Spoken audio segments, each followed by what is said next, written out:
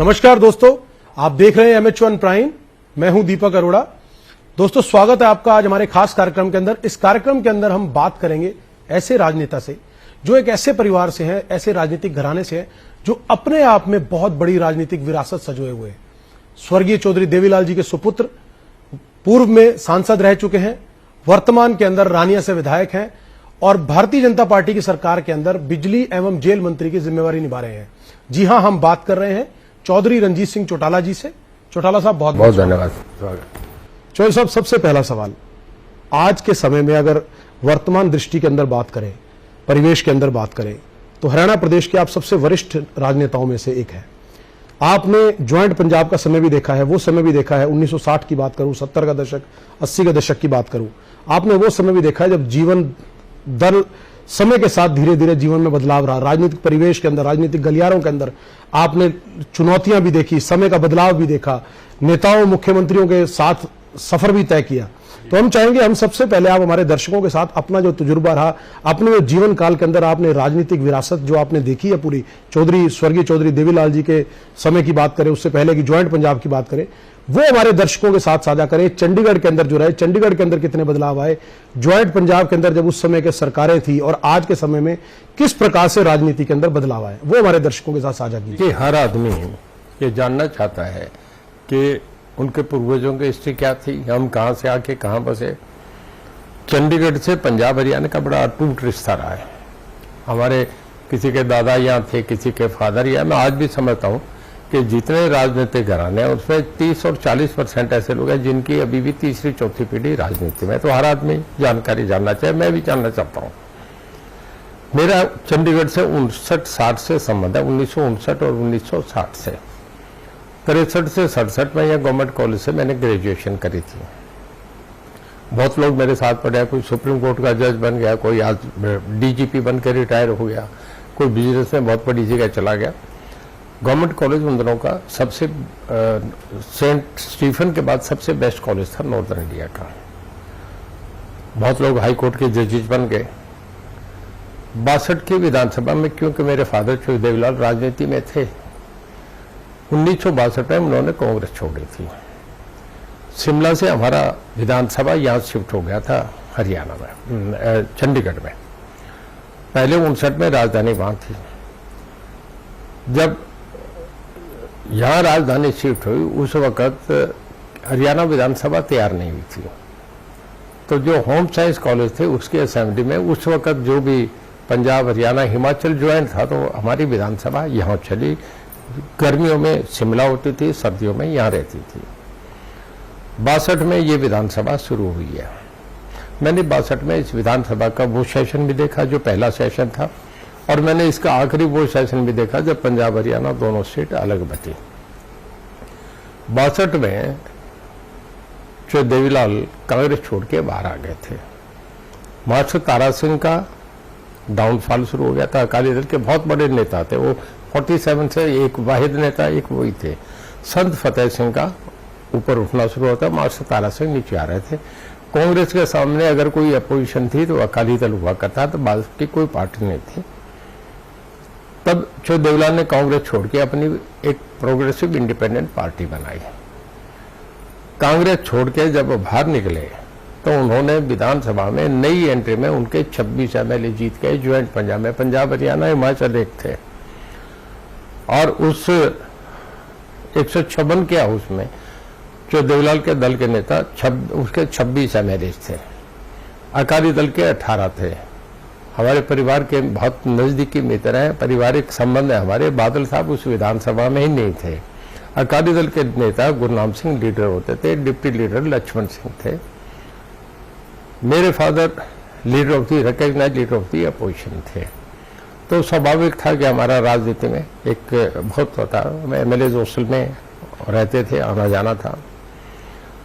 और तब leader of the opposition को ये कोठियां वगैरह नहीं मिला करती थी, जब मिनिस्टर करेंगे, ये बाद में बातें आई। तो मैंने वो पंजाब विधानसभा देखी है। तब उस वक्त जो था, हरियाणा बनने से पहले जो आज हरियाणा राजभवन है, इसमें हरियाणा के उस वक्त ज्वाइंट पंजाब का मुख्यमंत्री होता था। ये मुख्यमंत्री निवास था, आज हरियाणा का राजभवन। इसमें सच्चर साहब रहते थे। जो हमारे मुख्यमंत्री जी जहाँ हरियाणा के रहते हैं, इसमें गोपीचंद भार्गव फाइनेंस मिनिस्टर थे। जिस कोठी में मैं बैठा हूँ, आप इंटरव्यू ले रहे हैं, इसमें सरदार प्रताप सिंह कह रहा हूँ एज रेवेन्यू मिनिस्टर रहते थे, फिर बाद में इसमें एज चीफ मिनिस्टर भी रहे। ये मुझे एक दिन आदेश प्रताप ने बताया कि वो इस कोठी में बच्चे थे तब पहले थे, उन्होंने बताया कभी आप उनसे पूछें। जो पंजाब चीफ मिनिस्टर हाउस है, इसमें जो रणबीर सिंह उस वक्त पावर मिनिस्टर होते थे वो रहते थे, और ये उस वक्त की ये हालात थे। और विधानसभा का सेशन वहां होता था। चंडीगढ़ जब बनाया नहीं था, मैं स्टूडेंट होता था, एक सिनेमा था किरण सिनेमा, नीलम और जगत तब बनने शुरू हुए थे। 22 सेक्टर मार्केट होती, 17 सेक्टर की मार्केट तो बनने में शुरू, कोई ब्लॉक बन रहा था तब तक नहीं शुरू हुए थे। ये उस वक्त का पंजाब चंडीगढ़ की स्थिति में थोड़ा सा आपको जानकारी के लिए बता दूं। तो मैं पहली बार जब राजनीति में आया, क्योंकि जो देवलाल का बेटा था, इस करके इंटरेस्ट तो हमारा था, वो मेरे बड़े अंकल 1934 में भी जब लाहौर राजधानी थी तब से मेंबर बन गए थे, कांग्रेस के पहले मेंबर बने थे। मैं ये विधानसभा का सेशन देखा था 66 का, जिस दिन पंजाब हरियाणा अलग हुए थे। वो एक सिंबॉलिक सेशन था जिसको मैंने भी देखा गैलरी में बैठ के। तो मैं स्टूडेंट था, तो पंजाब हरियाणा के उस दिन 2 विधानसभा होगी, वो सब उस दिन आपस में भाईचारे में अलग सेशन का एक बड़ा, जिसे आप कहें कि एक सामाजिक और पारिवारिक सेशन था। अगले दिन हरियाणा विधानसभा उधर चले गए थे, हरियाणा के एमएलए काउंसिल में चले गए थे। उसमें सर कपूर सिंह पहले लीडर होते थे, प्रमोद चंद्र जी स्पीकर हुआ करते थे। और जब दोनों अलग अलग हुए तो गुरमुख सिंह मुसाफिर पंजाब के लीडर बन गए थे, भगवत दयाल शर्मा हरियाणा के मुख्यमंत्री उन्हीं एमएलए से चुने गए थे। जो रणबीर सिंह का जो कैंडिडेट था प्रेसिडेंट के लिए 1 वोट से हार गया था, इस करके पंडित भगवत दयाल आगे हो गए, जो रणबीर सिंह की राजनीति वहां पीछे हो गई थी। अब आपसे मैं बताऊं, मैं 1987 में पहली बार विधानसभा में आया। आज हरियाणा विधानसभा में मेरे से पहले एक मेंबर हैं जो ईश्वर सिंह, जो 1977 में बने थे, और 1987 के हम थोड़े से, मेरे ख्याल में 3-4 मेंबर होंगे, मैं हूं और रघबीर सिंह कादियान है। मेरे ख्याल में उस वक्त का कोई शायद ही तीसरा मेंबर हो, उस वक्त के हम ही मेंबर थे। इसके बाद सारे नए, बाद में कोई 91 में 96 में लगे। हुड्डा साहब भी 91 में पहली बार 91 में पार्लियामेंट में गए थे, विधानसभा तो 2005 में बन के आई हैं। तो मैंने सारा समय देखा है। ये तो पॉलिटिकली हिस्ट्री थी चंडीगढ़ की, पंजाब हरियाणा के अलग होने की। अब आप जो पूछना चाहे, मैं आप उन सवालों से मैं सवाल। इसमें जो सब एक सवाल और निकल के आता है, आपने कई दशकों की राजनीति देखी है, आपने राजनीति की दिशा और दशा बदलते देखी है, कई मुख्यमंत्री के चेहरे आपने बदलते हुए देखे, प्रदेश के अंदर राजनीतिक पार्टियों का बनना और जाना भी देखा, आपने बहुत से दौर देखे। आपको क्या लगता है कि राजनीति, हरियाणा की बात करें, देश की राजनीति बात करें, तो कितनी राजनीति के अंदर बदलाव आया है? क्योंकि पहले के तौर पे या पहले के समय के अंदर जो लोगों की जरूरतें थी, मुद्दे थे, या जो उनके एजेंडा हुआ करते थे, या जो उनकी अपने चुने हुए जो अपने चुने हुए नेताओं से, लोगों से, रिप्रेजेंटेटिव से जिस तरह की उनकी जरूरतें वो डिमांड करते थे अपने लिए, आज क्या लगता है कि आज के अगर वर्तमान स्थिति के अंदर बात करें तो चुनावी मुद्दे कितने बदले हैं, जरूरतें कितनी बदली हैं, और आप अगर पिछले अपने दशकों के अनुभव का आकलन करें तो उसमें आप क्या मानते हैं कि राजनीति की दिशा और दशा किस तरफ जा रही है? देखिए, कुछ चीजों से देखें, अगर हम इंफॉर्मेशन टेक्नोलॉजी से देखें, दुनिया की दौड़ देखें, तो उसमें बहुत कुछ आज पॉजिटिव चीजें आई हैं जो पहले नहीं थी। ऐसा वक्त भी था कि जब हमने एमएलए को देखे थे, मिनिस्टर इन हाउसेज में रहते थे, एमएलए मिनिस्टर के गैरेजेज में रहते थे, ये वक्त भी मैंने देखा है, ये 62 में था। और जब एमएलए चुन के आते थे, बसों में आते थे, 80% एमएलए बसों में आते थे। आज जब कोई एमएलए बनता है उसके साथ 50 गाड़ियां आती हैं। ये थोड़ा सा करप्शन की तरफ भी एक मूवमेंट हुई है। जहां तक संस्कारों की बात थी, जो उस वक्त थे, आज नहीं है। हर आदमी बड़ा शॉर्टकट हो गया, बहुत शॉर्ट माइंडेड हो गया, अपना इंटरेस्ट कहाँ है उसकी बात ज्यादा करने लग गया, पब्लिक कॉज की बहुत कम देखते हैं। अगर लीडर दमदार आ जाता है तो उसके साथ उसके दबाव में फॉलो अप करते हैं। जैसे मोदी जी आ गए, तो मोदी जी का एक दबदबा है, उस करके थोड़ा सा एक चेक आया है। पंडित जवाहरलाल नेहरू कभी कांग्रेस में इतना बड़ा कद था कि उस वक्त चेक था। अब जो नए नए लोग आ जाते हैं उनका थोड़ा सा वो नहीं रहता। मैं पुराने संस्कार में एक बात बता रहा हूँ जो कि बहुत लोगों को जानकारी में नहीं है, जो मैं सुनता था मेरे फादर से। जयप्रकाश नारायण को सबसे पहले उन्हें प्राइम मिनिस्टर बनाने की ऑफर हुई, महात्मा गांधी ने, उन्होंने मना कर दिया। नेहरू में और सुभाष में, एक पटेल में विवाद था। नेहरू सेकुलर थे, सरदार पटेल सेकुलर नहीं थे, इस करके उन्होंने पंडित जवाहरलाल नेहरू को आगे कर दिया। वो जयप्रकाश नारायण थे। जयप्रकाश नारायण बहुत सुंदर थे, बहुत पर्सनैलिटी थी। एक प्रभाजी होती थी जो महात्मा गांधी की फॉलोवर थी, वो उनसे शादी करना चाहती, उसने उनसे प्रस्ताव रखा और से रखा, तो जयप्रकाश जी ने मना कर दिया। और फिर जब बहुत दबाव पड़ा तो उस प्रभाजी महात्मा गांधी पे चली गई। उनकी पक्की शीशे थी, जैसे कस्तूरबा गांधी थी। उन दिनों में भी तो बहुत लोग आंदोलन में साथ जुड़ते थे।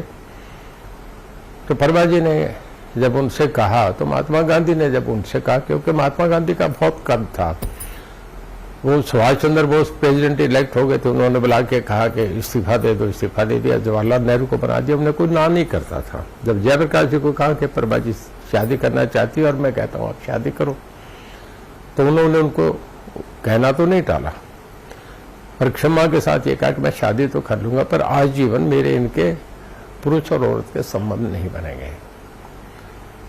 और जो मैं सुन रहा हूं उस वक्त सुनते थे, विश्वास करें पूरे जीवन वो दोनों यूं सोए। तो जो वो संस्कार, वो जो आयाम थे, वो आज कहीं भी नहीं है। तो पुराने जमाने की कुछ चीजें करें जिनका कोई मुकाबला ही नहीं है, पर आज में देखें तो अगर हम उसी तरीके से चलते रहे तो फिर हम दुनिया की दौड़ में पिछड़ जाते हैं। तो अलग अलग चीजें हैं। आज भी एक्सेप्शन है, बहुत अच्छे लोग भी हैं जो बहुत बढ़िया कर रहे हैं। मैं प्रधानमंत्री जी का चर्चा करूंगा। नितिन गडकरी अपने महकमे में मैं आज तक मिला भी नहीं, मुझे वो जानते भी नहीं, बहुत अच्छा परफॉर्म करें, ऐसा नहीं है।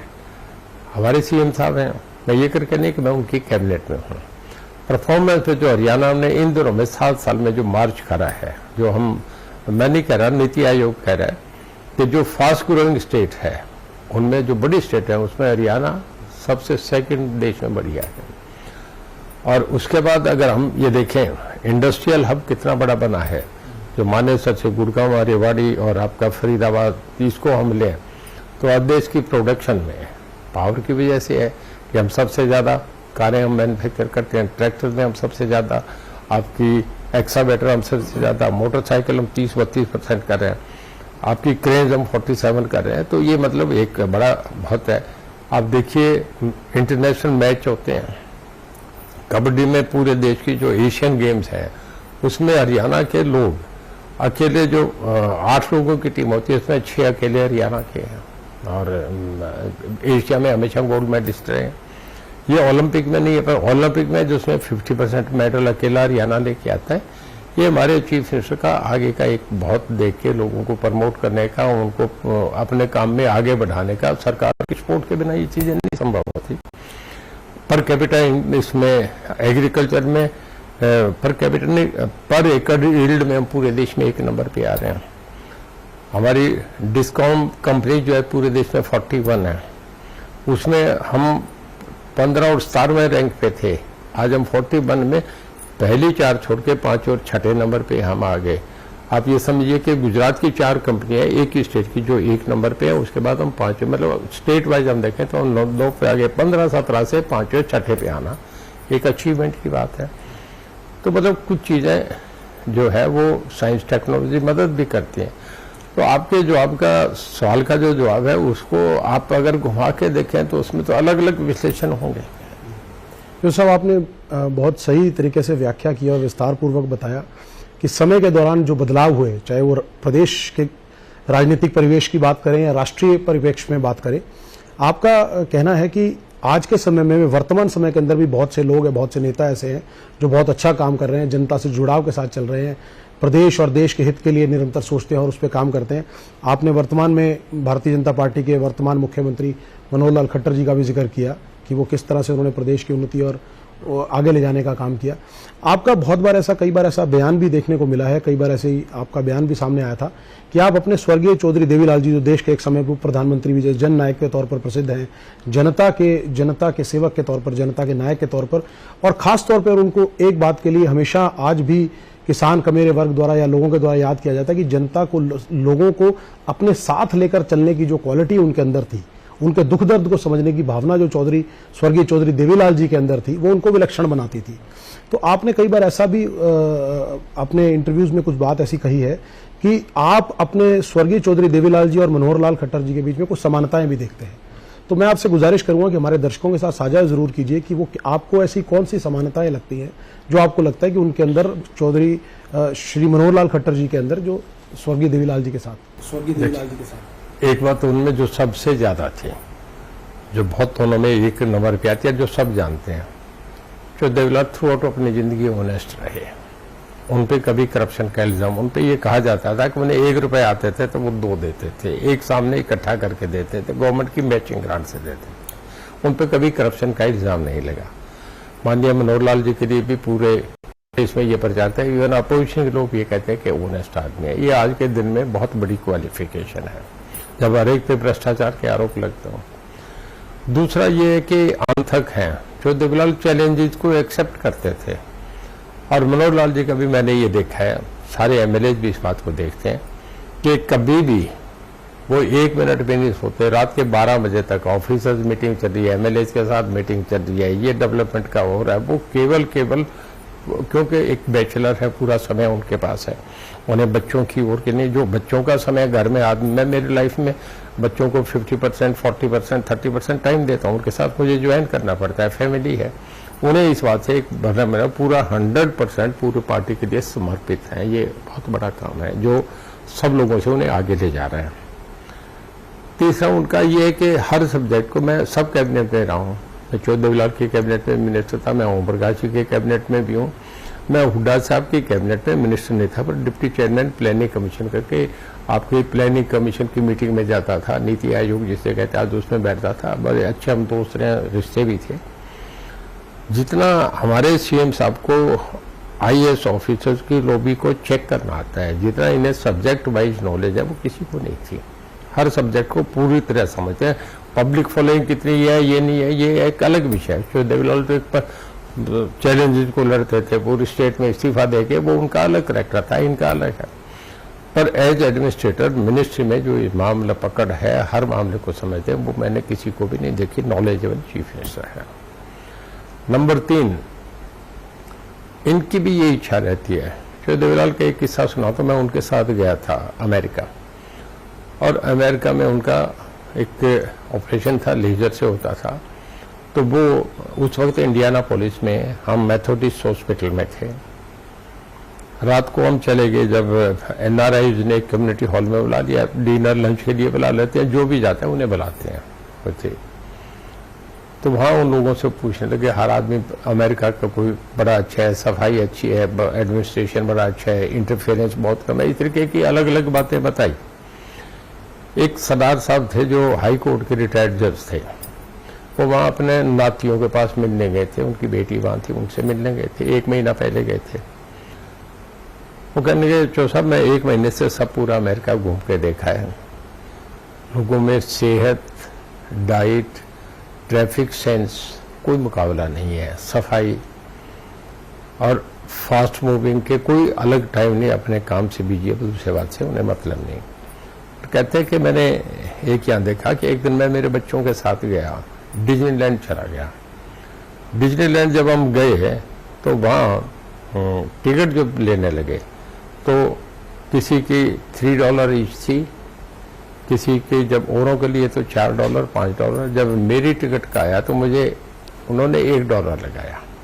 मेरी जो दो चीजें थी उनको भी $4। तो मैं कहने लगा कि ये फर्क क्यों है कि इनसे तो $4, $5 ले रहे हैं, मेरे से $1 दिया जा रहा है। तो कहने लगे कि you are the senior citizen of the state.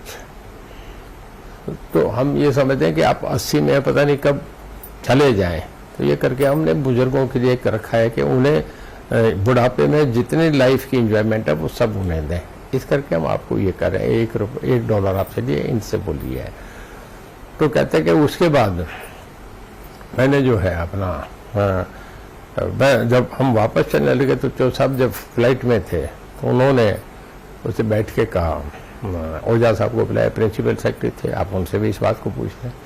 कहने ओझा साहब हम डिज्नीलैंड तो नहीं बना सकते, पर अगर हम चाहें कि लोगों को जो बूढ़े हैं 60 साल के उन्हें अगर 100 रुपया पेंशन दे तो एक्सचेकर पे कितना बोल जाएगा। उस वक्त 17 लाख रुपए आता था, तो उनका 17 लाख रुपए है। अगले दिन कैबिनेट मीटिंग पास कर दिया, तब से एक ओल्ड एज पेंशन आज पूरे देश में मॉडल बन गई। चाहे केरल से लेके जम्मू कश्मीर तक हर स्टेट इसे बना रही है, कोई 1500 दे रहा है, कोई 2000 दे रहा है। तो उनकी एक ये थी कि मैं आम लोगों के, ऐसे हमारे मुख्यमंत्री जी कहे कि जो लाइन में लास्ट आदमी खड़ा है उस तक मैं जो फैसिलिटी दे रहा हूँ उस तक कैसे पहुंचे। हर चीज को, इश्यू को सब्जेक्ट वाइज पूरी प्रैक्टिस करते हैं और कोशिश। हाल फिलहाल की बात करें तो प्रदेश के अंदर बिजली किल्लत को लेकर बहुत समस्या रही। प्रदेश के लोगों को बहुत बिजली किल्लत का सामना करना पड़ा, अघोषित कट लगे, कई कई घंटों तक कट लगे।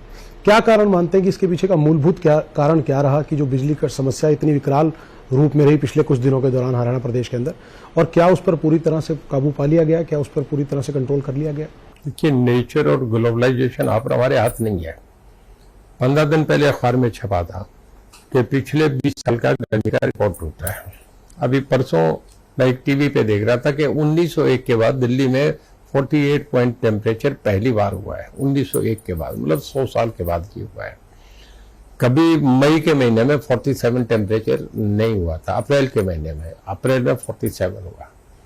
गर्मी अचानक इतनी आई कि पूरे नॉर्दर्न इंडिया में 16 स्टेटों में बड़ा विकराल स्थिति हो गई थी। सब जगह कट लगने से, कहीं 8 घंटे, कहीं 10 घंटे, कहीं पूरा दिन। उसमें हम भी अलग नहीं थे, हम भी उसमें एक्सेप्शन नहीं थे। हमारी स्टेट में भी हुआ। हमारे सीएम साहब भी थोड़े से विचलित हुए क्योंकि हमारा 2.5 साल से मैनेजमेंट पावर का सब में बढ़िया जा रहा था। एक दिन निर्मला सीतारमण ने, जब वो वीसी पे थी सब चीफ मिनिस्टर के साथ, उन्होंने कहा था कि I congratulate Haryana chief minister and the government of Haryana for performing much better than other states and I would send a team from central government to study the model of Haryana power department and would request another chief minister also that they should see Haryana's performance। ये हमारी हरियाणा की image थी। हम 41 companies में हम 15-17 पे थे, हम 5 और 7 पे आ गए। हमारा लाइन लॉस 31.17 था, हम इसे 13.46 पे, जो असंभव था। और हम 37,000 करोड़ घाटे में थे, अब हम 2,000 करोड़ रुपए प्रॉफिट में आ रहे हैं। ये हमारी मार्वलेस अचीवमेंट थी। और हमें भी झटके लगे। 3-4 दिन हमें लगे तो हमारे सीएम साहब honourable power minister R K. Singh ji से मिले भारत सरकार में जाके। हमने दिल्ली से मैनेज के लिए 706 मेगावाट, वो केजरीवाल जी ने हाईकोर्ट में जाके चैलेंज कर दिया कि दिल्ली की बिजली हरियाणा में जा रही है। हालांकि नेशनल ग्रिड है, कोई दिल्ली हरियाणा हम आपस में ट्रांसफर कर ही नहीं सकते। वो भी हमें एक झटका लगा, पर उसके बाद भी हमने मैनेज करा। अडानी से 500 मेगावाट ली। आज हरियाणा 1 तारीख से लेके अब तक हम सबसे बढ़िया, कोई कट नहीं लग रहा। गुड़गांव फरीदाबाद सबसे बड़ा इंडस्ट्रियल हब है। आप पिछले 5 दिन से चेक कर लें, 1 मिनट भी कोई कट नहीं आया। सब सारा मीडिया वहां रहता है। डोमेस्टिक हमारी पूरी पावर चल रही है। एग्रीकल्चर सेक्टर में हम 5-5 घंटे दे रहे हैं। जब पैडी का सीजन आएगा तब पानी, क्योंकि 4 इंच 6 इंच आपको पानी उसमें जमा रखना पड़ता है, तब सारे ट्यूबवेल ऑन रहते हैं। वो मैक्सिमम कंजम्पशन होती है। हमारे पिछले साल 12,120 मेगावाट थी 7 जुलाई को, वो मैक्सिमम था। तब हमारे, मैं ये समझता हूँ आज के परिफेस में जो बढ़ रही है, हमें 14,000 मेगावाट तक। कल हमने जो बिजली चलाई वो हमारी 22 करोड़ 22 लाख यूनिट थी, जो कि पिछले साल के इस दिन से हमारी 48% ज्यादा है। हमारे सारे थर्मल 100% फुल प्रोडक्शन पे चले। आप पंजाब में जाके देख रहे, नहीं चल रहे।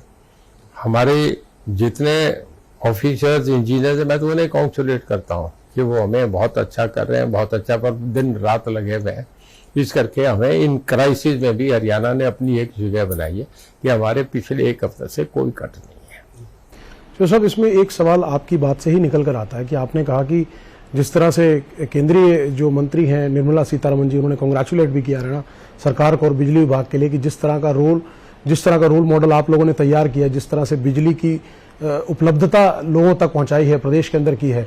और आपने भी जिक्र किया अपनी पिछले जवाब के अंदर कि जो लाइन लॉस की बात थी या जो बिजली विभाग घाटे के अंदर हुआ करता था, इतने घाटे में था, उसको आप मुनाफे में लेकर आए हैं। मैं आपसे गुजारिश करूंगा कि आप जनता के साथ वो शेयर भी कीजिए, साझा भी कीजिए कि ऐसा क्या मूलभूत परिवर्तन आपने इस सिस्टम के अंदर किए जिससे कि आप घाटे के बिजली विभाग को आप मुनाफे के अंदर ला सके, ताकि दूसरे प्रदेशों को भी उससे कुछ सीखने का मौका मिले और जो इस दिक्कत को अगर दूसरे प्रदेश भी सामना करते हैं तो मूलभूत तरीके से सुधार करने का। देखिए, हमारी पहली बात तो कि बिजली चोरी बहुत होती थी। उस बिजली चोरी में ये हुआ कि हमारे मीटर्स बाहर लगवाए, जिसमें हमारे एससी एक्शन, ये मैंने नहीं करा, ये पिछले 5 साल इस डिपार्टमेंट को, ये सीएम साहब के पास था, मेरे पास तो 2.5 साल से है। तो उन्होंने जब मीटर बाहर निकलवाए तो चोरियां बंद हो गई, घर में लोग सारी टेम्परिंग होती थी, सब चोरी होती थी। दूसरा, अभी फरीदाबाद, गुड़गांव, रेवाड़ी, मानेसर बहुत बड़ा इंडस्ट्रियल हब हो गया, जितने मल्टीनेशनल कंपनीज है सबके ऑफिस आ गए। आपका डीएलएफ, इसके बाद टीडीआई, उसके बाद यूनिटेक, उसके बाद अंसल, वाटिका, ये सारे जितने इनके बन रहे हैं, मॉल्स बन गए। इसके बाद इनके वो जो आपकी बिल्डिंग्स बन रही है, मल्टी स्टोरी बिल्डिंग जो बन रही है, आपके ग्रुप हाउस जो बन रहे हैं, मेरे ख्याल में गिनता हूँ तो 50 लाख रेजिडेंस क्वार्टर्स बन गए, जो दिल्ली का लोड है। दिल्ली की सारी बिजली जो है, इंडस्ट्री है, वो सारी हरियाणा में, क्योंकि हम एनसीआर में है। मारुति जैसे उद्योग आ गए, होंडा जैसे आ गए, तो हमारे जो फोर्ड ट्रैक्टर एस्कॉर्ट वाले हो गए। तो जब ये इतने इंडस्ट्रीज आ गई तो हमारा जो पैसा हम कमाते हैं वो तो गुजरात के लाइक वाइज कर दिया हमने, सारा रेवेन्यू इंडस्ट्री से आता है। किसान से तो हम ले ही नहीं सकते, किसान को तो हम बिजली हम जनरेट करते हैं थर्मल में, हमें 3.5 रुपए पड़ती है। सोलर से लें तो 2 रुपए 61 पैसे पड़ती है, और जब फार्मर्स को देते हैं ट्यूबवेल पे हम 10 पैसे चार्ज करते हैं। 10 पैसे चार्ज दे के उनसे क्या कमाएंगे, उनसे तो हम स्टेट कल को जीरो हो जाएगी। तो हम इंडस्ट्री से 8 रुपया यूनिट लेते हैं, तो कमाई तो सारी इंडस्ट्री है। हमारी इंडस्ट्री धनाधन चलने लगी, हमारी चोरियां कम हो गई, इस करके हम रेवेन्यू हमारा प्रॉफिट में है। आपने बात की कि जिस तरह से आपने जो परिवर्तन लेके आए जिससे कि सुधार हुआ, बिजली चोरी को रोकने का प्रयास किया, लेकिन हाल फिलहाल में कुछ आंकड़े ऐसे भी आए कि बहुत से सरकारी विभागों के ऊपर भी बिजली का बहुत लंबा बहुत मोटा बिल बकाया, उसको लेकर क्या? ऐसा है, हमारा सारा मिल के अलग अलग डिपार्टमेंट वाइज देखें तो 700-800 करोड़ रुपए है, जो पब्लिक हेल्थ पे है, जो हॉस्पिटल पे, आपका हेल्थ डिपार्टमेंट पे है, एजुकेशन पे है। इनके हम मीटर्स नहीं काट सकते, इनके हम कनेक्शंस नहीं काट सकते। बच्चों ने पढ़ना है, हेल्थ में हॉस्पिटल चल रहे हैं, पब्लिक हेल्थ में वाटर सप्लाई रेगुलर चल रही है, तो हमें इनको देखना होता है। ये भी हमें एक ध्यान करके तो हम इनसे ले रहे हैं, डिपार्टमेंट से डिपार्टमेंट प्रेशर डला के कि नहीं भाई बहुत दिन हो गए, नहीं अगली बार आपको फैसिलिटीज नहीं मिलेगी। तो इसे हुआ है, हमने, आप विश्वास नहीं करेंगे, हमारी एरियाज रिकवरी 102% है, 102%, जो कहीं भी नहीं होती। अभी आपने जो बात की बिजली बिलों की चोरी को रोकने के लिए, जो आपने कहा कि जिस तरह से लोगों पर है, फैक्ट्रियों पर है, जिस तरह से शिकंजा कसा गया और जिस तरह से रिकवरी कराई गई, और आपने उसकी बात भी की। अभी पिछले दिनों में शायद प्रदेश के अंदर 1-2 जो प्लांट्स हैं, जो बिजली के प्लांट्स हैं, चाहे खेदड़ के प्लांट में कुछ अव्यवस्था, कोई दिक्कत आई थी, कुछ शायद उसके टेक्निकल कोई फॉल्ट था जिसकी वजह से उसमें जो प्रोडक्शन थी वो रुक गई थी। क्या वो जो दिक्कत थी वो दुरुस्त कर ली गई है? जब मैंने टेक ओवर करा तो हमारे एक थर्मल है पानीपत में, मुझे कुछ ऐसे इनपुट मिले कि वहाँ जो सीनियर ऑफिसर्स हैं, मतलब चीफ इंजीनियर, एसजी, उनकी कोठियों में सीधी लाइटें जल रही है, जो उन्होंने डायरेक्ट कनेक्शंस कर रखे हैं, मीटर के थ्रू नहीं है। तो मैंने रैकिंग करी, रैकिंग करने के बाद पता लगा कि ऐसा कर रहे हैं। तो मैं 2 दिन पहले देख के मैं पानीपत रेस्ट हाउस रुक गया, और रात को 9:30 बजे मैंने, बिना एस्कॉर्ट पायलट के मैं अंदर चला गया। अंदर जाके मैंने फिर सब गाड़ियां मंगवा दी। वहां जाके जब बाहर से ऑन करा तो वो सबकी लाइटें ऑफ हो गई। अब जिनके मीटर लिए थे उनकी ऑन रहती थी, पर जो स्ट्रीट लाइट से जुड़ी थी सब ऑफ हो गई। तो हमारे जितने एसटी थे, चीफ इंजीनियर, उनके बाहर लाइटें, लॉन में बड़ी बड़ी कोठियां हैं, 20-20 बड़ी लाइटें लगी हुई थी, वो सब चोरी का चल रहा था।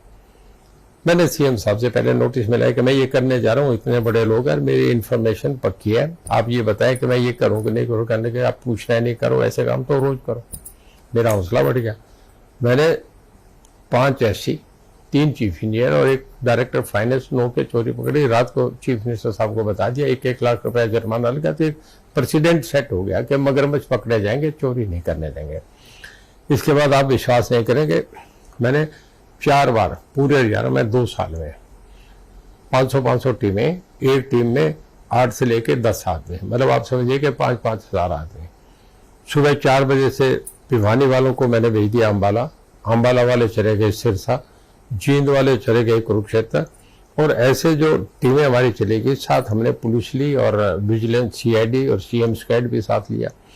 मॉर्निंग वो मूव करके 4 बजे जाके जब इंडस्ट्रियों पे छापे मारे, साइमल्टेनियसली पूरे हरियाणा में रेड करे, और हमने एक दिन में 15-15 हजार चोरियां पकड़ी। सब फ्री चल रही थी। जब उन बड़ी इंडस्ट्री तो नहीं करती, पर छोटी जो है आपकी ये जो रेस्टोरेंट ढाबा है हाईवे पे, ये सब चोरी करते हैं। आपकी आइस फैक्ट्री है सारी, कैंडी वाली ये सब चोरी करते हैं, आपके भट्टे वाले सब चोरी करते हैं, छोटी इंडस्ट्री सब स्मॉल स्केल इंडस्ट्री चोरी करती है। ये सब हमने पकड़े तो वो लोग डर गए, पीछे का पेनल्टी लगी, एरिया रिकवरी, इस करके हम प्रॉफिट में आए। पर इसका एक मैसेज गया कि अब लोगों को ये हो गया कि चोरी नहीं करने देंगे, अपने लाइन से इज्जत बचाओ। अब हमारी चोरी बंद हो गई, इस करके हम बहुत तेजी से रेवेन्यू में गए हैं। अभी नीति आयोग में पीछे हमारे सीएम साहब गए थे, मैं पिछली मीटिंग की बता रहा हूँ। नीति आयोग पहले प्लानिंग कमीशन था, अब इसका नाम बदल के नहीं है। हम प्लान बना के जाते हैं कि हरियाणा 2 लाख करोड़ रुपए हमारे अपने रिसोर्स से हम ये खर्च करेंगे, तो हमें 2 लाख करोड़ रुपया नीति आयोग दे देता है। हरियाणा स्टेट के लिए नीति आयोग के ये कमेंट है, मैं नहीं कह रहा, ऑफिशियली उनके कमेंट है कि जितनी बड़ी स्टेट है, फास्ट ग्रोइंग स्टेट है, उसमें हरियाणा नंबर 2 पे जा रहा है। ये हमारा एक मॉडल बन गया। इसी करके हम पावर हर जगह से हम बहुत आगे निकल रहे हैं। तो साहब, जिस तरह से आपने कहा कि जो मूलभूत परिवर्तन आप इस व्यवस्था के अंदर लाए और बिजली चोरी पर आपने लगाम लगाने का काम किया, जो अभी सरकारी विभागों का बिजली बिल बकाया, जो आपने भी खुद कहा कि 700-800 करोड़ के लगभग है, और जो प्राइवेट लोग भी हैं, जैसे आपने बताया कि दिल्ली के साथ सटे हुए इलाकों में, चाहे वो फरीदाबाद है, गुड़गांव है, मानेसर है, पलवल है, इन लोगों के अंदर जिस तरह से कॉलोनाइजर्स के प्रोजेक्ट्स आ रहे हैं और आ रहे हैं, और बिजली की खपत बहुत ज्यादा बढ़ी है, तो क्या इसके अंदर बिजली विभाग की तरफ से कोई समय सीमा भी तय की गई है सरकारी विभागों के लिए भी और प्राइवेट लोगों के लिए भी, कि जिनका बिजली का बिल बकाया है, इतने समय तक उनके बिजली के बिल को, या कितने प्रतिशत बिजली के बिल को रिकवर कराने का बिजली विभाग काम हम लोगों का मूड समझते हैं, अपनी फाइनेंशियली इम्प्लीकेशन समझते हैं। हमने ये करा कि लोगों को बड़ा सिंप्लीफाई करा। बहुत इंडस्ट्री थी जिनके ऊपर समझो कि उस पर 5 लाख का बिल बकाया हो गया, उस पर अपनी वर्किंग कैपिटल ही 5 लाख का, तो बिल कहाँ से भरेगा। तो हमने इसे सिंप्लीफाई करा कि नहीं, इनसे 25% जमा करो। पहले तो ये था कि जब तक 5 लाख नहीं करेंगे आप जमा, इतने तक आपको दोबारा रिकनेक्शन नहीं होंगे। अब हमने ये करा कि आप 1/4 हमें जमा करा दो, बाकी इक्वल इंस्टॉलमेंट्स कराओ, और आपको हमारा रेवेन्यू बढ़ना शुरू हो जाए, आपका काम चले। हमने ये करा। एक जो खेदर वाली आप बात कर रहे थे, थर्मल की, हिसार वाले की, उसमें हमने कोई ऐसी पावर प्रॉब्लम, 2 यूनिट है हमारी 600 मेगावाट की। एक का हमारा जो था रोटर खराब हो गया था, उसके लिए वो क्योंकि चाइनीज से पुराने बने, तब तो चाइनीज ले नहीं रहे, तो उसके लिए रिपेयर के लिए भी हमें वहाँ के आदमी चाहिए। तो वहाँ से वो रोटर हमारा क्योंकि कोविड था इस करके रुक गया, तो जो इम्प्लीमेंट्स जो आने थे, जिसमें जनरेटर था, रोटर था, अदर एसेसरीज थी, वो हमारी पैक्ड पड़ी थी वहाँ। अब जैसे कोविड हटा तो कुछ जगह पार्शली हटा, तो कुछ हमारे सीएम साहब ने एमएससी से भी कांटेक्ट करा, उन्होंने भी ऊपर आगे प्रेशराइज करा, तो हमारा वो रोटर पहुंच गया। और वो एक यूनिट बंद था, वो अभी लगाना उन्होंने शुरू कर दिया, पर उसमें 10-12 दिन लगते हैं बनाने में। By end of this month और फर्स्ट वीक में हमारा वो शुरू हो जाएगा। 600 मेगावाट हमारी प्रोडक्शन में और आ जाएगी।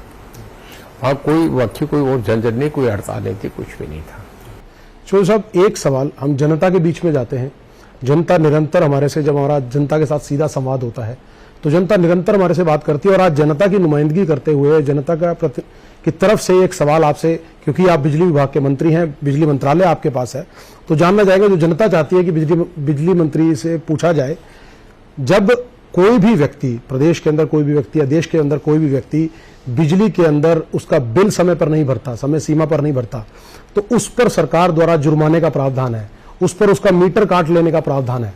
लेकिन जनता ये जानना चाहती है कि जब बिजली के अघोषित कट लगते हैं, जब सरकार द्वारा 24 घंटे का वादा करके जब बिजली मुहैया नहीं करवाई जाती, जब बिजली की व्यवस्था होती है, जब बिजली के कट लगते हैं, लोग परेशान होते हैं, लोग बिजली विभागों के अंदर जेई को, एसडीओ को, लोगों को फोन करते हैं, बिजली विभाग के अंदर कोई फोन नहीं उठाता और उनकी समस्या का निदान नहीं होता, तो तो ऐसे समय में क्या बिजली विभाग के ऊपर कोई जुर्माने का, कोई कार्रवाई का प्रावधान नहीं होना चाहिए, या सिर्फ ये प्रावधान सिर्फ जनता के लिए बने हैं कि जनता अगर बिजली का बिल नहीं भरेगी तो उनका मीटर काट दिया जाएगा या उनका जुर्माना लगा दिया जाएगा?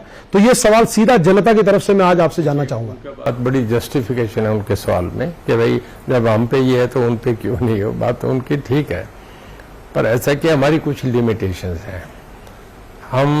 हमारे स्ट्राइक भी हो जाती है, उसमें कई बार हमने यूनियंस बनी हुई है, वो भी हमारे एक दिक्कत आती है।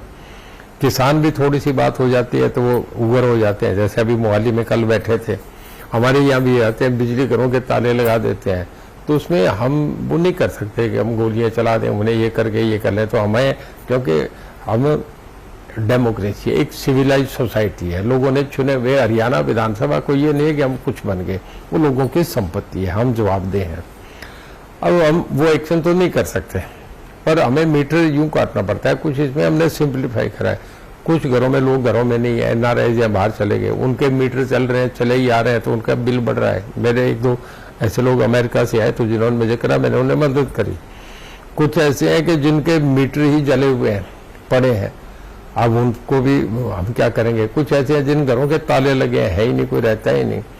ऐसे 16% केसेस थे जो आज 8% रहे। हम इसमें सुधार कर रहे हैं, और लोगों की ये बात भी ठीक है कि जब ये हो तब उनसे हम इन पे पेनल्टी करें। इसमें जो सब जनता, पर मैं बता रहा हूँ, एक व्यवस्था है, हम तो एक व्यवस्था है, एक तरह से सेक्रेटरी चलता है, पर जनता अगर चारों तरफ से ये करे तो सिस्टम को तो कहीं तो ब्रेक डाउन होगा। लाइन जब हम बदलते हैं, देखिए मैं एक सीधा सा आपसे मिसाल दे रहा हूँ, टेम्परेचर 48-49 है, अगर इसमें एक आदमी बिना अम्ब्रेले के अगर 1 किलोमीटर चलेगा दोपहर में बिना पानी पिए, मैं नहीं मानता कि वो गिर जाएगा। 48-49 में आदमी देखता है कि पेड़ की छांव में जाए, कहीं जाए, उसका सांस फूलने लगता है, ऑक्सीजन जलने लगती है, ये स्वाभाविक है।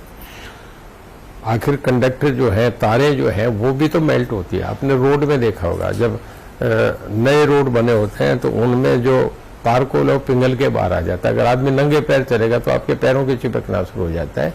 गर्मी ऐसी चीज है, अब लोग इसको तो नहीं देखते, हम उसको भी फेस करके करते हैं। अब इतने लोगों के हाथ में सिस्टम है, मैं भी करूंगा तो कई बार नहीं उठाएंगे। कई बार हमारे जो ये है लाइनमैन, ये भी हम सस्पेंड भी करते हैं, इनके खिलाफ चार्जशीट भी करते हैं, एसडीओ पे भी एक्शन करते हैं। ये सब करने के बाद भी इसको आप कंट्रोल नहीं कर सकते। लाइनमैन, अगर हम एक चीज खराब है उसे ठीक करना चाहेंगे तो उसे जब हमारे आदमी जाके करेंगे तो मैनुअल है, पीछे लाइन पूरी काटनी पड़ेगी, तो आगे 50 गांव डिस्टर्ब हो जाएंगे। उन 50 गांव में उन 50 गांव को कंपनसेट आप कैसे करेंगे?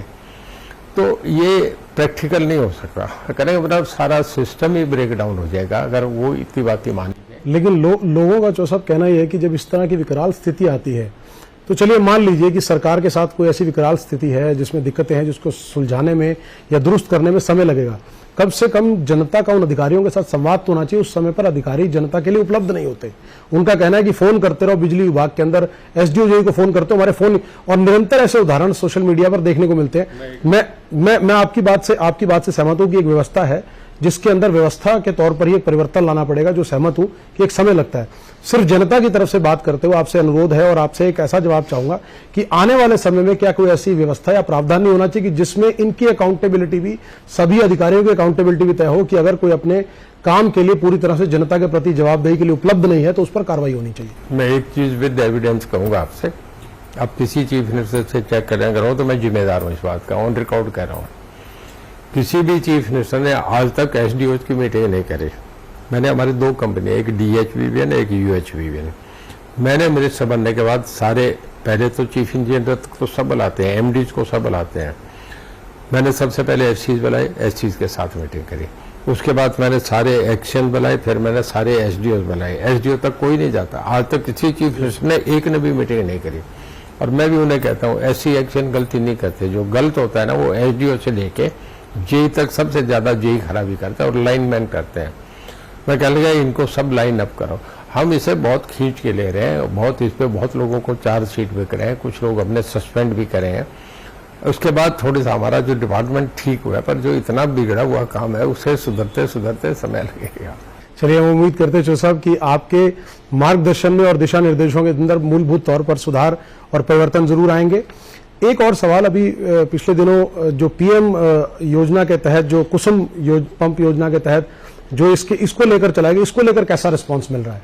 कुसुम योजना में हमारे ऐसा है कि सोलर एक अगला नेक्स्ट भविष्य बनने जा रहा है, क्योंकि हर आदमी सोलर पे आ रहा है। गाँव में भी देख रहे हैं सोलर पंप को, solar light, solar pump, solar में सभी आ गया ना, ऊर्जा का मामला आ गया। देखिए, हमने जो पंप दिए हैं इसका बहुत अच्छा हमें मिल रहा है, बहुत अच्छी परफॉर्मेंस है, क्योंकि इसमें 30% सेंट्रल गवर्नमेंट की सब्सिडी है, 45% हम दे रहे हैं, 75% जिस पे सब्सिडी मिलती हो वो लाइक केक वाइज बिकता है, तो वो फटाफट लोगों में बिकने लगा। और उसमें आज के दिन हमें जितने मिले थे, हम 50,000 करने जा रहे हैं, हमें 15 मेगावाट का टारगेट मिला था, आज हम 50 मेगावाट का हम कंप्लीट करके, जो कि पूरे देश में हम नंबर 1 पे आ गए। चौधरी साहब, आपके पास बिजली विभाग के अलावा एक और मंत्रालय भी है, जेल मंत्रालय। जेल मंत्रालय के अंदर आप मॉडर्न जेलों की बात करते हैं। मॉडर्न जेलों के लिए एक रोड मैप तैयार किया गया, जिसको लेकर जो सरकार है उसको लेकर बहुत गंभीर है।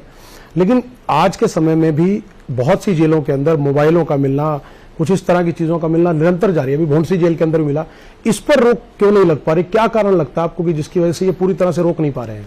देखिए, जेल में बहुत बड़ी जेल होती है, 70 एकड़ 80 एकड़ की, 100 एकड़ में भी जेलें हैं। अब इतनी बड़ी बाउंड्री पे आप बाहर तो देखिए पोस्ट बना सकते हैं, रात को कोई 11 बजे अंदर के लोग भी मिले होते हैं। मोबाइल दीवार के ऊपर फेंकना कोई बहुत बड़ी चीज नहीं होती, कोई भी फेंके जा सकता है। पर उसमें जो है हमने जो कराया, अभी जब हमने सब जगह जैमर लगाए हैं, हमारे यहाँ आप देखेंगे कि बाकी देशों में, किसी स्टेट का नाम नहीं दूंगा, जेलों में इनकाउंटर करके कैदियों को छुड़ा ले जाते हैं, हुआ है, हमारे नहीं हुआ, हरियाणा में आज तक नहीं हुआ। जेल में नीचे सुरंग करके बाहर निकल के कैदी भाग जाते हैं, हमारी जेलों में नहीं भागे। दीवार फांद के कैदी भाग जाते हैं, ये हमारी कैदों में नहीं हुआ। मोबाइल इक्का दुक्का, उसे आपके लोग भी, अंदर के भी लोग मिले हुए, छोटी चीज है, कोई भी उसे बाहर जेल से 10 फुट की 14 फुट की दीवारें उनके ऊपर से फेंक सकता है। पर अब हम कर रहे हैं, जैसे अभी रोहतक में एक हम जेल मॉडल बना रहे हैं। मैं चाहूंगा उस पर भी आप थोड़ा सा वो दे कि जो रोड मैप आपने बनाया मॉडर्न जेलों को, उसमें क्या क्या मूलभूत सुधार लेके आ रहे हैं आप? उसे हम रोहतक में बना रहे हैं, वो 19.5 एकड़ में है, 76 करोड़ रुपया उस पर है। टेंडर उसका हो गया, पहला वो कैंसिल हो गया, उसमें सेकंड पार्टी नहीं है, सेकंड टेंडर कर रहे हैं। वो बहुत हाई सिक्योरिटी जेल है, उसमें 50 तो जैमर लगे होंगे, उसकी वॉल्स अलग होंगी दूसरी वॉल से, और उसके अंदर जो हम अंदर फोर्स भेजेंगे, जो वॉच करने के लिए जो पुलिस की जाएगी, वो टुकड़ी एक घूम गई, वो 15 दिन बाद दूसरी टुकड़ी आएगी, तो कोई कनेक्शन नहीं बने। उसमें हम एक वो सेंसर होता है जिसमें नीचे कोई चीज़ हो जो चला के देखते हैं, वो हम एक फोर्स लगाएंगे, वो उसमें चेक करेगी। हम डॉग स्क्वाड लगाएंगे जो उसमें अंदर जाएगी, उसका साइकोलॉजिकल इतना इम्पैक्ट रहेगा कि कोई भी नहीं करे। जितने हार्डकोर क्रिमिनल्स हैं पूरे हमारे प्रदेश के, उन सबको उस जेलों में रखेंगे। हर बैरक में हम एक ही आदमी को रखेंगे। कहीं अगर ज़्यादा हो गया तो हम कहीं रखेंगे तो फिर 2 नहीं रखेंगे, 3 रखेंगे, ताकि अगर 2 में झगड़ा हो जाए तो तीसरा बाहर वालों को इन्फॉर्म कर दे या उन्हें छुड़ाने का काम करे, क्योंकि हार्ड क्रिमिनल्स को रोक के रखना उन्हें बहुत बड़ी जिम्मेदारी होती है। तो उसमें हम बाहर भी ये लगा रहे हैं कि बाउंड्री पे भी एक ऐसी गश्त की टुकड़ी लगाएंगे जो बराबर चेक करेंगे, तो उसमें सब ये सिस्टम जीरो हो जाएगा। और हमने एक ये भी करा है कि हमने 11 पेट्रोल पंप इंट्रोड्यूस करे हैं। वो 11 पेट्रोल पंप, एक तो हमारा अभी मैं कमीशन करने जा रहा हूँ, इसी 31 को या 1 को कर रहे हैं, हमारा कुरुक्षेत्र में तैयार हो गया। इसके बाद 11 और जेलों में है, जिससे मुनाफा कमाना हमारा मैसेज नहीं है। हमारा ये कि जेल में जो अंदर आदमी रहते हैं, जिसका जो पैरोल से टाइम पे वापस आ गया, पंक्चुअल बहुत रहा है, जिसका कंडक्ट बहुत अच्छा है, जिसने हर जगह कोऑपरेट करा है, जिसने कैदियों में आपस में किसी के झगड़े हुए उसे निपटाने का काम करें, ऐसे लोगों को बाहर की जिम्मेदारी देंगे। वो बाहर आएंगे, वो बाहर जेल से बाहर 4 दीवारी से निकल के जो डिप्रेशन में बैठे हैं बाहर आएंगे, वो बाहर मिलेंगे। घर वाले भी तेल डलवाने आ जाए, उनसे आ जाए, सबसे उनका इंटरेक्शन है, वो बाहर की दुनिया देखेंगे। जब वो अंदर जाएंगे तो अंदर वालों को एजुकेट करेंगे कि यार बाहर बड़ा अच्छा था, अब बाहर की ड्यूटी कब आएगी, तो एक मोटिवेशन मिलेगी। हमारा मेन जो मैसेज ये है कि लोगों को ये विश्वास पैदा करने का है कि अंदर बैठे आदमी ये कहेंगे कि अगर हम कॉन्फिडेंस विन ओवर कर गए स्टूडेंट का, तो हमें भी बाहर की ड्यूटी मिल जाएगी, तो लोग अपने आप सुधरने लगेंगे। हम जैसे स्वामी ज्ञानानंद जी हैं, अवधेशानंद जी हैं, या अच्छे जो प्रचारक हैं जो बहुत सामाजिक और संस्कारिक उपदेश देते हैं, उन लोगों को हम उसमें लाएंगे। और वो करेंगे तो उससे जेल सुधरेंगे। हमें उन्हें सुधारने का, उन्हें 5 मिनट से हमने 10 मिनट टाइम दे दिया। कुछ जेलों में, एक जेल में एक प्रेग्नेंट औरत आ गई, उसके अंदर बच्चा हो गया, वो बच्ची थी छोटी, 3 साल तक, क्योंकि लेडीज की जेल अलग है। जब एक दिन सेशन जज और सुप्रीडेंट विजिट हुए तो उसने आदमी देखे, वो डर गई, उसने कभी आदमी देखा ही नहीं था, अब चिल्लाई भागी। तो अब ऐसे बच्चों को वैन में बाहर ले जाने लगे हैं, खिलौनों की दुकान पे, मिठाई की दुकान पे, ताकि वो दुनियादारी देखे, उन्हें पता लगे आदमी अलग है, औरत अलग है। तो वो चाहते, तो कोई चीजें हैं जो बहुत कुछ हमें मिल रहे हैं, बहुत सुधार कर रहे हैं। चौटाला साहब, हमने बात की आपके विभाग की, चाहे वो बिजली विभाग हो या जेल विभाग हो। बात करते हैं हरियाणा प्रदेश की राजनीतिक परिवेश की। बीजेपी के लिए पिछले दिनों आपका बयान भी एक ऐसा सामने आया कि आपने कहा कि आने वाले 20 साल तक कोई विकल्प प्रदेश के अंदर आपको नजर नहीं आता, और आप ऐसा मानते हैं कि भारतीय जनता पार्टी की सरकार अगले 20 साल तक हरियाणा प्रदेश के अंदर रहेगी। इसके पीछे क्या मुख्य वजह मानते हैं? डेमोक्रेसी क्या है कि एक सिविलाइज सोसाइटी जो है वो इलेक्ट करती है। अब जितने खाड़ी देश हैं, कहीं आपको कभी वोटिंग का राइट ही नहीं है, एक ही शेख बना रहे, उसी के आगे परिवार चल रहे हैं। इसे हम डेमोक्रेसी की ठीक परिभाषा ये है कि जहां विचारों का विरोधाभास हो उसे प्रजातंत्र कहते हैं। हस्बैंड क्या चाहता है वाइफ का, कोई हस्बैंड अपनी वाइफ को ये नहीं कहता तुम वोट उसका डाल के, वो कहता है मैं डाला है, अब तुम अपना डालो। मतलब लोग अपने तरीके से सोच रहे हैं। देखिए, डेमोक्रेसी ये है कि एक सभ्य लोगों की सरकार बने, एक समाज से जो लोगों ने जब शुरू में ये चला, और वो एक इलेक्टेड गवर्नमेंट हो जो लोगों के राइट्स को बचाए, उनके फंडामेंटल राइट की सुरक्षा करे, लोगों को किसी की तकलीफ नहीं हो, बड़े छोटे का आपस में फर्क नहीं हो, हर आदमी को फंडामेंटल राइट्स मिले। इसी बात को हम डेमोक्रेसी कहते हैं।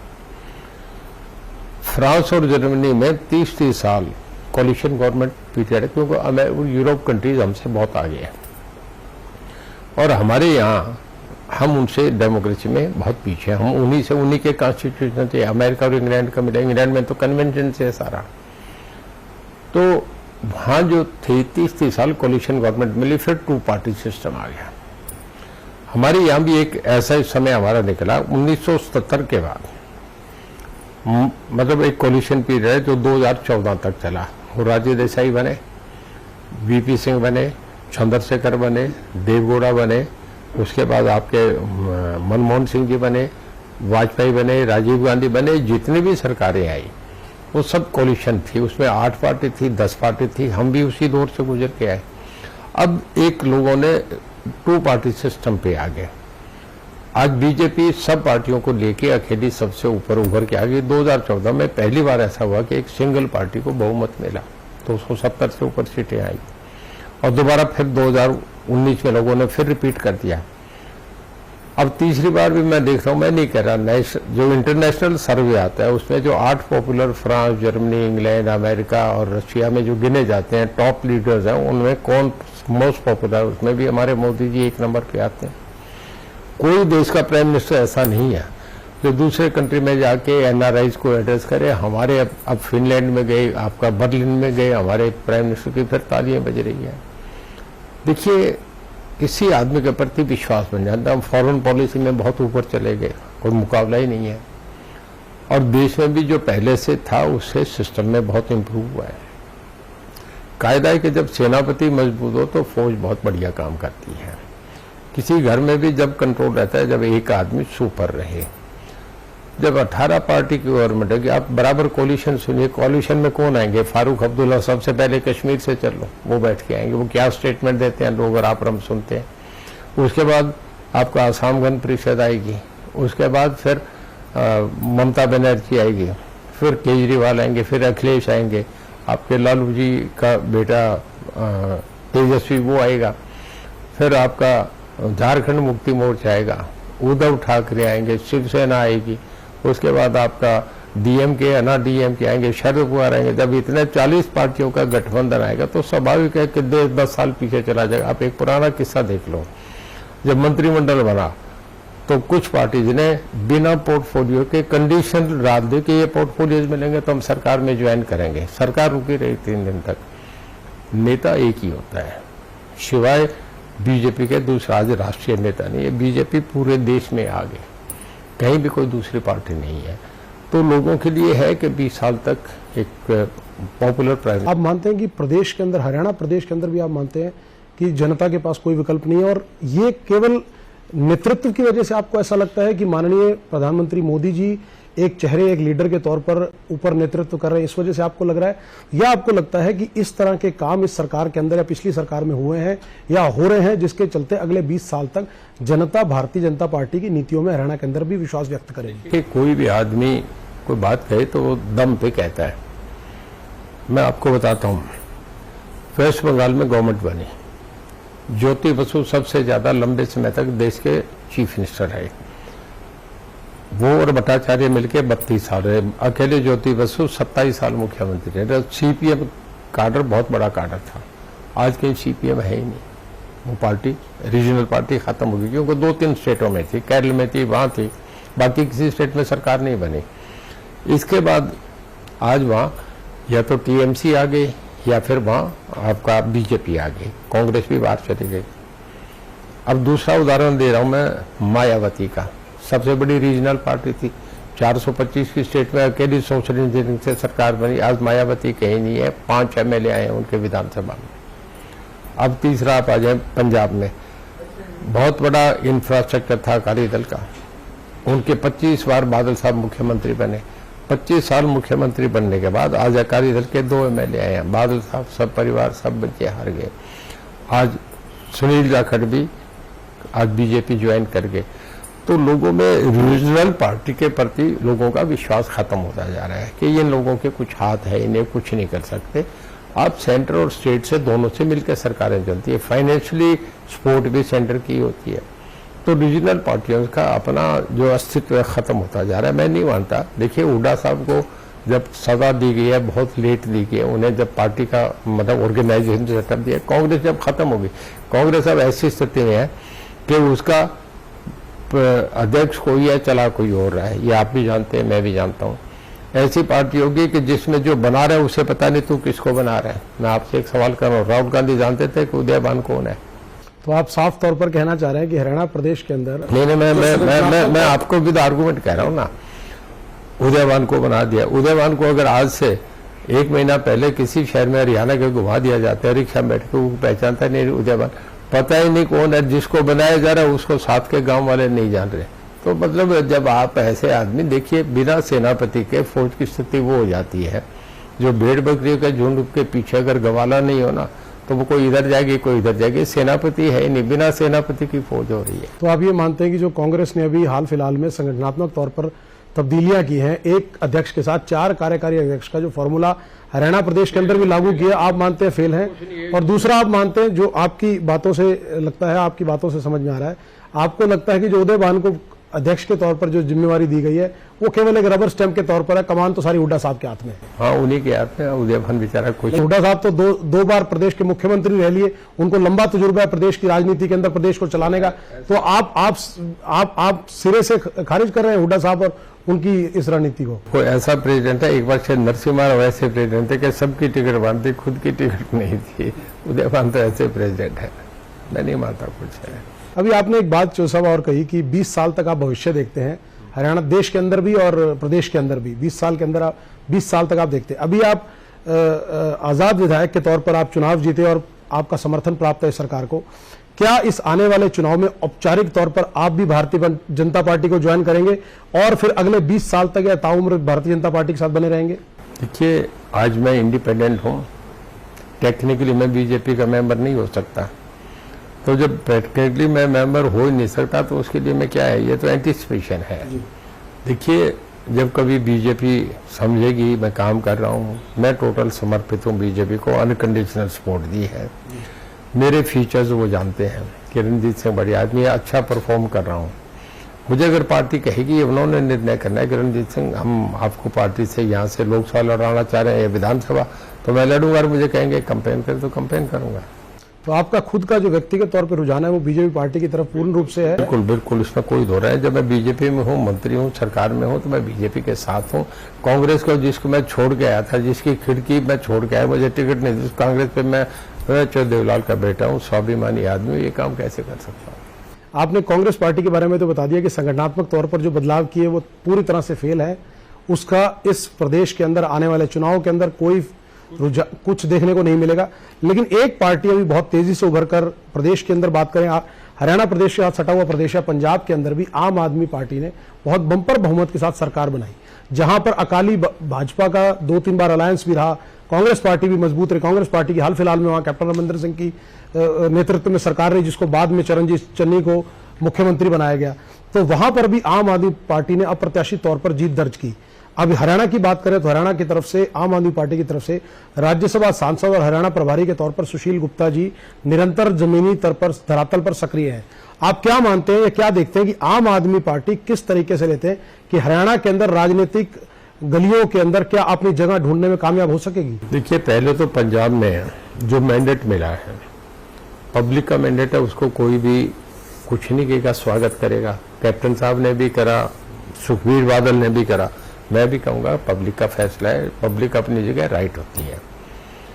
पर उन्होंने बहुत जिम्मेदारियां दी हैं, 300 यूनिट फ्री देंगे, हम ये करेंगे। वो जब करके दिखाएंगे तब पता लगेगा ना। अभी तो घोषणा दिल्ली में उन्होंने कर दी और पंजाब में उसी पर चल रहे हैं। अब जो हमारे मुख्यमंत्री कभी खड़े करे प्रदर्शनकारियों के पास जाके नहीं कहना पड़ा, कल इन्हें मना के भेजने पड़े। अभी चुनाव को तो 3 ही महीने हुए हैं, अभी आगे चलेंगे जब देखेंगे। मैं आपको एक बात बताता हूं कि बीजेपी आज देश के 70% स्टेट में रूल कर रही है, पर इसके बाद भी आज तक केरल में नहीं घुसी, आज तक तमिलनाडु में नहीं घुसी। एक आम आदमी पार्टी जिसे अब तक ना तो कभी राहुल गांधी किसी अपोजिशन की मीटिंग में बुलाते थे, ना कभी तेजस्वी यादव या अखिलेश यादव बुलाते थे, ना मायावती बुलाती थी। इनको सीरियसली नहीं लेते थे। एक स्टेट में हालात थे, डिसल्यूजनमेंट थी। इस करके आगे जब बीजेपी जैसी राष्ट्रीय पार्टी वहां नहीं बढ़ सकी, तो आज उसको हरियाणा में जहाँ कुछ भी नहीं है, कभी 5 पर्ची नहीं थी, वहां जाके आप कैसे मान लेंगे कि वो एक चैलेंज हो जाएगा? मैं कहता हूँ देखिए, धरातल पे हरियाणा तो ऐसी स्टेट है जो दूसरों को लीड देता है। मैं आपको बताता हूँ, एक बार 1988 में एक देश में 87 में वैक्यूम आया था कांग्रेस के खिलाफ। जैसे अब के अनाज आरे के आंदोलन में यार मोदी जी उसको वैक्यूम को पूरा करके, ऐसे चौदेवलाल ने वैक्यूम को पूरा करा था। हरियाणा तो वो स्टेट है, और चौदेवलाल देश के प्राइम मिनिस्टर बन गए थे। तो उन्होंने वीपी सिंह को बना दिया, एक अलग विषय था। उन्होंने मुलायम सिंह लालू जैसे को चीफ मिनिस्टर बना दिया, ओम प्रकाश को बना दिया, बनारसी दास को बना दिया, हुकम सिंह को बना दिया। चौदेवलाल उस जगह पहुंच गए थे। तो हरियाणा तो लीड देता है। हरियाणा को पंजाब को फॉलो करने वाली स्टेट है कि क्या बात करते हो आप? लेकिन आपको नहीं लगता कि आप कहीं कमतर आ गए हो? दिल्ली के अंदर आम आदमी पार्टी की सरकार है, पंजाब में उन्होंने हाल फिलहाल में सरकार बनाई, और दिल्ली में दूसरी बार उन्होंने निरंतर जो देश का दिल कहा जाता है, जहां सबसे ज्यादा शिक्षित वर्ग है, दिल्ली के अंदर अपनी सरकार बनाने में कामयाब हो गए। और केवल उनका कहना है कि वो केवल अपनी नीतियों की वजह से, जो केजरीवाल ने जो मॉडल लोगों के समझ, चाहे वो मोहल्ला क्लिनिक का हो, चाहे वो शिक्षा को लेकर हो, चाहे वो दिल्ली में तो उनकी सरकार बने 10 साल हो गए। 10 साल के बाद और स्टेट में तो नहीं बनी। उन्होंने यूपी में भी लड़ा। एक पंजाब एक्सेप्शन है, कोई बात नहीं देता मैं आपको, बाकी जगह असर नहीं हुआ। आपके पुराने साथी रहे कांग्रेस पार्टी के अंदर, पूर्व में प्रदेशाध्यक्ष रहे, सांसद रहे, Haryana Indian national youth Congress के अध्यक्ष रहे अशोक तंवर भी पिछले कुछ समय से अपनी पार्टी बनाई, फिर तृणमूल कांग्रेस में चले गए। उसके बाद उन्होंने आम आदमी पार्टी का हाल फिलहाल में दामन थाम लिया। क्या लगता है कितनी मजबूती दे पाएंगे आम आदमी पार्टी को अशोक तंवर? मैं नहीं कह सकता, अभी गए हैं, क्या करेंगे नहीं करेंगे। वहां तो अभी सुशील गुप्ता है पार्टी के सब कुछ। अशोक तंवर तो कल ज्वाइन करें। अभी मैं नहीं कह सकता वो उन्हें पार्टी कितना एक्सेप्ट करती है, क्या करेंगे नहीं करेंगे, हम तो कुछ नहीं। बात करते हैं चौधरी साहब आपके विधानसभा की। आप रानिया से विधायक हैं। रानिया से विधायक के तौर पर आपके पास मंत्री की जिम्मेवारी है, बिजली और जेल मंत्री की। उसके तौर पर आप बखूबी अपनी जिम्मेवारी का निर्वहन कर रहे हैं। एक विधायक के तौर पर आप क्या मानते हैं कि क्या आप अपनी जनता की जो जरूरतें थी, जो समस्याएं थी या जो काम थे, जब आपने जो चुनाव के दौरान उनको वायदे किया, आपको लगता है कितने हद तक आप उनके वादे या उनकी जरूरतों को पूरा करने में कामयाब हो पाए? और आपको ऐसे कौन से काम लगते हैं जो आपको लगता है कि जो ये बाकी समय बचा हुआ है इस सरकार का, उसके अंदर आपको लगता है कि ये महत्वपूर्ण काम मुझे और अपनी विधानसभा के लिए करने हैं उन लोगों के लिए? ये पब्लिक के जो सामूहिक काम है वो मैं कर रहा हूँ। मेरे ख्याल में बहुत कार्य हैं जो अब तक कभी भी नहीं हुए, जो रानिया में मैंने करा है। 20 गाँवों को तो घग्गर का पानी दिया है।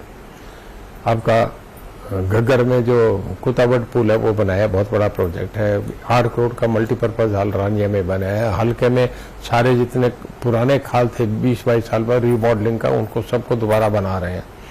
नहरों की लाइनिंग हो रही है। बहुत बच्चों को सर्विसेज मिली है उनके अपनी काबिलियत से। हमें कई आपकी कोचिंग सेंटर बना रखे हैं, बच्चे आगे निकल रहे हैं, बढ़िया बात है। सबसे ज़्यादा इंटरेक्शन मेरा लोगों से रहता है, मैं सबसे ज़्यादा लोगों से, मेरे ख्याल में पूरे हरियाणा को, मैं तो पूरे हरियाणा में भी मीटिंग कर रहा हूँ। मेरा अपना हल्के में बहुत अच्छा है, हर हफ्ते में 2 दिन मैं लोगों के पास रहता हूँ और पीछे का एक्सपीरियंस जो मुझे इतने साल से है उसका भी मुझे एक लाभ मिलता है। सीनियरिटी के नाते मुझे किसी से कलवाने की जरूरत नहीं, किसी भी ऑफिस को हरियाणा में कहता हूँ मेरे काम हो जाते हैं, तो मेरा डिलीवरी रेट भी ठीक है। तो मैं समझता हूँ कि बहुत अच्छा ठीक चल रहा है। बाकी कितनी पॉपुलरिटी है वो मैं आपको 29 को हमारी मीटिंग है, पूरा टेम्परेचर है और हरियाणा में 4 रैली हो रही है हमारी। आपका लाइव लगाना, आप हमारी ओडा की रैली देखना, हाँ पॉपुलरिटी भीड़ ही बताएगी कि रणजीत सिंह कितना पॉपुलर है। 29 के बाद आप मेरे से और कोई ऐसे काम जो आपको लगता है कि जो आने वाले समय में अपनी विधानसभा के लिए जरूर करना चाहेंगे, या आपको ऐसा लगता है कि वो लंबित काम है लेकिन आने वाले इस कार्यकाल के अंदर आप वो पूरा कर लेंगे? देखिए, सब काम तो कोई आदमी 100% तो परफेक्ट होता ही नहीं, किसी को 100 आउट ऑफ 100 नहीं मिला करते, पर मेरा पूरा प्रयास रहेगा कि लोगों का जो जरूरत के लोग हैं उनका जो काम कर सकूं मैं उसका करूं। चलिए जोशी साहब, हमारी बहुत बहुत शुभकामनाएं आपको। आप बिजली और जेल मंत्री के तौर पर जो जिम्मेवारी हरियाणा प्रदेश के अंदर निभा रहे हैं बखूबी निभाते रहे। लोग आपके काम से, आपके प्रयासों से, आपकी दिशा और दशा से हरियाणा प्रदेश लाभान्वित होता रहे, ऐसी हमारी शुभकामनाएं हैं और आपके अच्छे स्वास्थ्य की कामना करते हैं। बहुत धन्यवाद आपका, थैंक यू। तो ये थे हमारे साथ आज हरियाणा प्रदेश के बिजली एवं जेल मंत्री, जिनके साथ हमने बातचीत में जानने की कोशिश की कि जो बिजली विभाग के अंदर उन्होंने मूलभूत परिवर्तन किए, जिस तरह से सुधार किए, जेल विभाग के अंदर जो उन्होंने जिस तरह से मॉडल जेल का कॉन्सेप्ट वो लेकर आ रहे हैं, जो बदलावों के साथ वो आगे बढ़ रहे हैं, माननीय मुख्यमंत्री जी के कामों की सराहना करते हुए उन्होंने मोदी जी और मनोहर लाल खट्टर जी की नीतियों में विश्वास व्यक्त किया, भारतीय जनता पार्टी के अंदर अपना विश्वास व्यक्त किया। आने वाले समय के लिए बहुत से रोड मैप उन्होंने और बना रखे हैं, जो अपनी विधानसभा के लोगों के रानिया के लिए भी हैं और प्रदेश की जनता के लिए। आने वाले समय के अंदर चौधरी रणजीत सिंह चौटाला जी की तरफ से बहुत सी चीजें और देखने को मिलेंगी जो भविष्य के गर्भ में है। हम इंतजार करेंगे कि प्रदेश यूं ही उनके नेतृत्व में जो मार्गदर्शक उन्होंने अपने विभागों के अंदर दिया है, प्रदेश और लाभान्वित हो। आने वाले कार्यक्रम में हम एक और शख्सियत के साथ मिलेंगे। आज इस कार्यक्रम में बस इतना ही। आप देखते रहिए MH1 प्राइम।